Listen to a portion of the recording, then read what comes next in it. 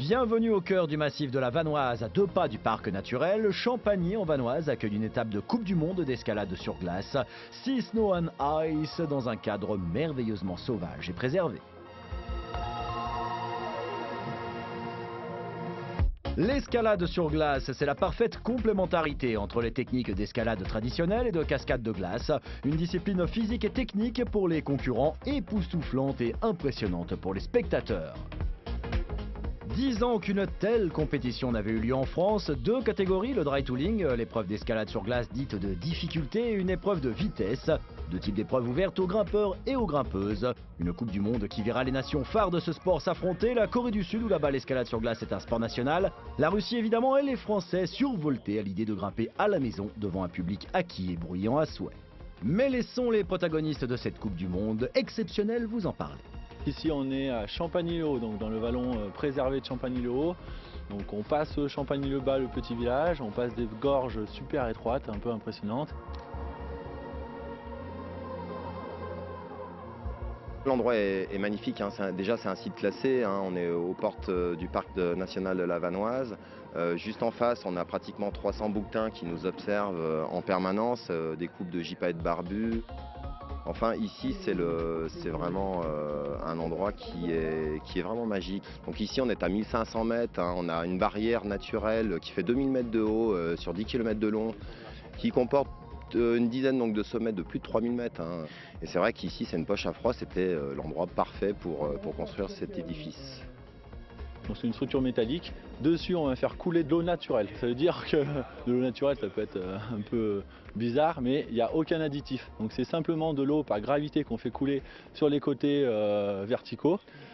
L'escalade sur glace, c'est vrai que c'est vraiment quelque chose qui est plaisant, quoi. On va créer ses prises avec son piolet, on crée son itinéraire, on est vraiment concentré, on va vraiment chercher les petites aspérités pour aller mettre le piolet.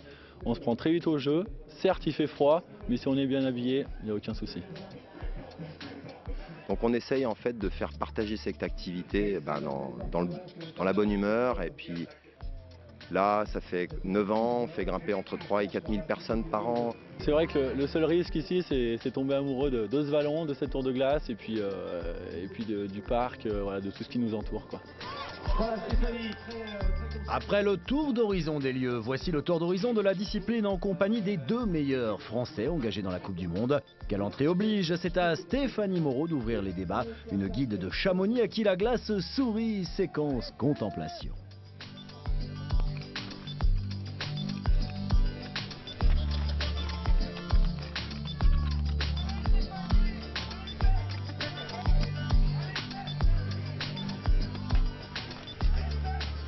Donc moi je fais de l'escalade depuis que je suis enfant, de la montagne depuis que je suis enfant, et puis de l'escalade de la montagne j'ai fait un peu de cascade de glace avec des copains, puis un jour un copain m'a proposé de faire des compétitions d'escalade sur glace, et là ça a commencé, c'était en 2001, et depuis j'ai pas vraiment arrêté, j'ai toujours été sur les compètes. Et pendant pas mal d'années j'étais toute seule en compétition, et maintenant ça revient, on a de nouveau une équipe, donc je pense qu'il y a un renouveau sur l'escalade sur glace.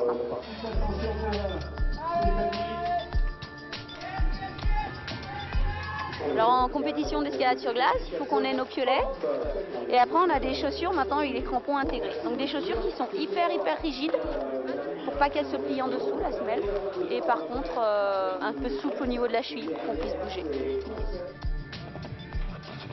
En compétition, c'est toujours sympa de grimper sur une voie à vue et d'essayer de la finir, d'essayer d'aller le plus haut possible sur une voie qui a été faite pour nous par les ouvreurs. En fait, ils nous font un cadeau, à chaque étape il y a un nouveau cadeau avec 3 nouvelles voies quand on arrive à aller en finale. Et il y a quand même une satisfaction de les faire ou d'aller le plus haut possible et d'aboutir, de faire l'aboutissement de notre entraînement. Hélas pour la France, Stéphanie Moreau n'arrivera pas à se qualifier pour les finales en nocturne. La partie glace ne lui a pas posé problème, la partie bois et prise en résine en revanche lui fut fatale. C'est ça le dry tooling, on passe où on veut sur la glace, mais il y a des prises imposées sur le reste.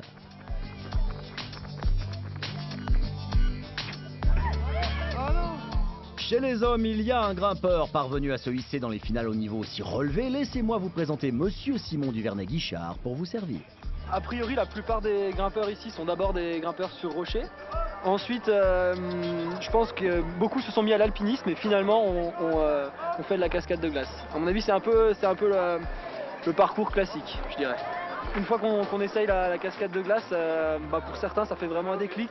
Il y a un aspect en plus par rapport à la cascade qu'il faut parfois frapper pour se faire soi-même ses prises en fait. Et ressentir ensuite par l'intermédiaire du piolet si vraiment cette prise va tenir ou pas. C'est quelque chose je pense qui pousse les grimpeurs à se mettre à cette discipline. Alors pourquoi il y a de la glace et du bois sur ces structures? Je pense qu'il y a un problème avant tout d'équité.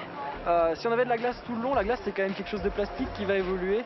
Et quand on a 40 personnes qui passent au même endroit, forcément au bout d'un moment, la glace elle bouge. Globalement c'est plus équitable.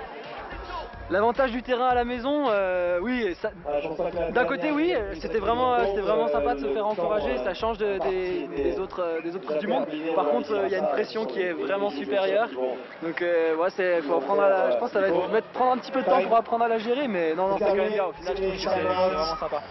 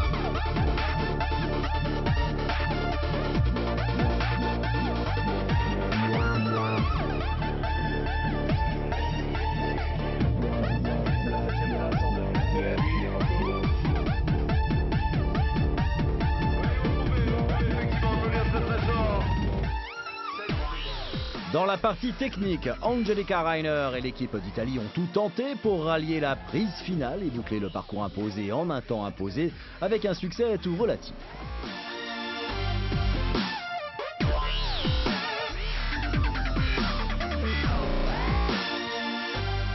L'Italienne a grimpé loin, mais le bras tétanisé, elle lâche et va laisser les équipes russes et sud-coréennes s'expliquer en bugne à bugne.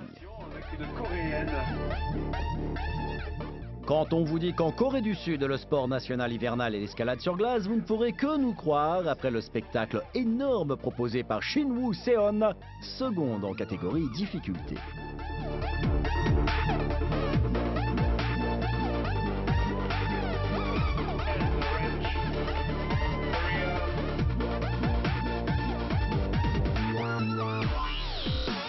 Une seule fille l'aura dépassée, c'est elle qui a été la plus haute dans le parcours. Voici la brune fatale du soir, Maria Tolokonina, la russe surboostée au Davai Davai.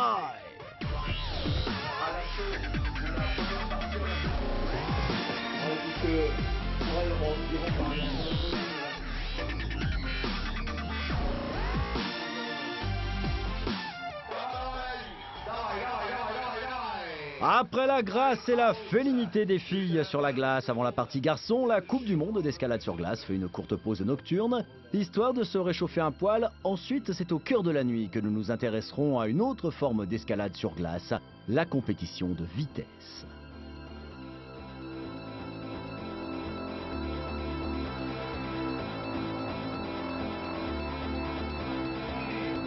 Une discipline assez simple à comprendre, un parcours plus court, en totale ligne droite, totalement verticale, plus de 15 mètres à grimper juste le plus vite possible. Attention, accrochez bien vos yeux, ça va arracher.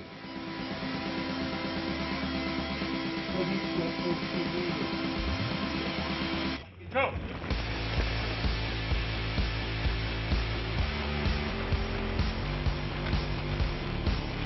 Folle ambiance, dépassement de soi, un mur de glace ouvert aux filles et aux garçons, environ 15 mètres avalés sous la barre des 10 secondes pour les meilleurs.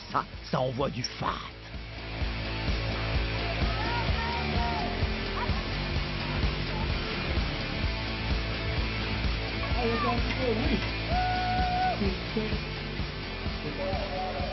Tous n'arriveront pas à terme, tandis que certains et certaines resteront dans le flou artistique, d'autres vont exploser la concurrence. C'est le cas chez les filles de Maria Filipova, la Russe.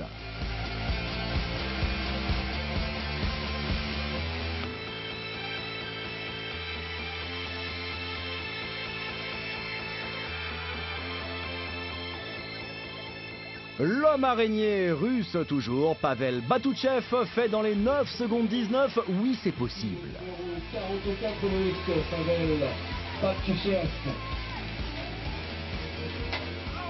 Ah ouais, 9 secondes, ça passe vite. Un peu de brutalité artistique sur glace, ça détend autrement plus que le patin tutu sur glace.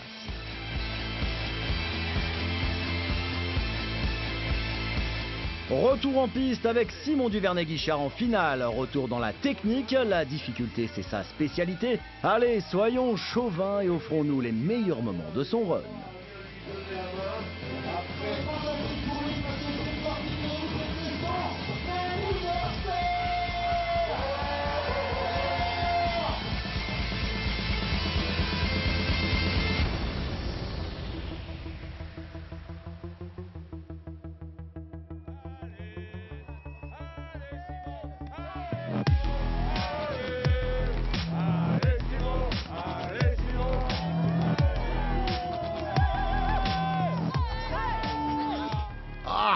Malgré les encouragements de la foule française en liesse, Simon va laisser beaucoup d'énergie dans ce passage. La suite s'annonce raide.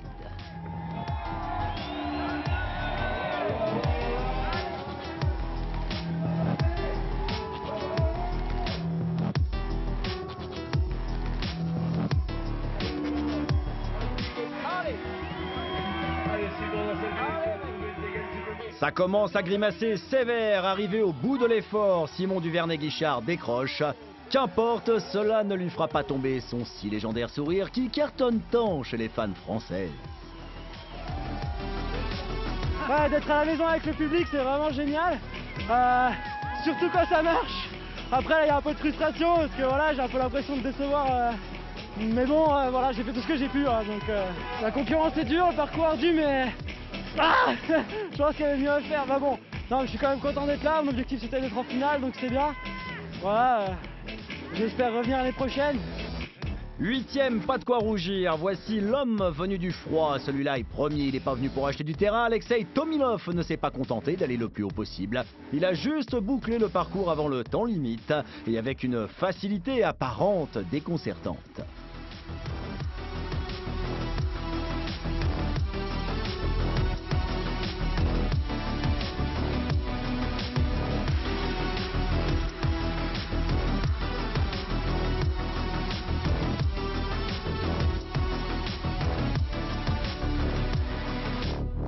Voilà, c'est fini. Une pléiade de noms russes et coréens ont pu envoyer du sourire de feu sur les podiums de 2012.